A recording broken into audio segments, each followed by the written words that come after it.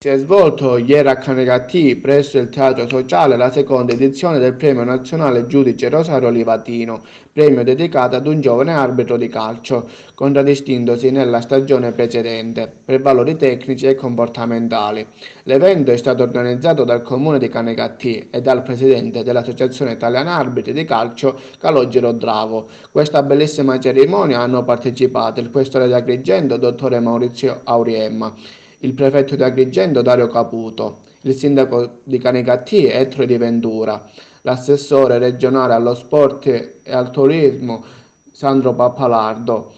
il presidente regionale dell'Associazione Italiana Arbitri Michele Cavarretta, il presidente regionale della Lega Nazionale Dilettanti Santino Lopresti, il vicepresidente dell'Associazione Italiana Arbitri dottore Narciso Pisacreta, il presidente dell'Associazione Italiana Arbitri di Agrigento Calogero Drago e il presidente della delegazione di Agrigento Stefano Valenti e il presidente dell'Associazione del CONI Antonella Attanasio. Infine il premio è andato a Manuel Volpi, arbitro della sezione di Arezzo.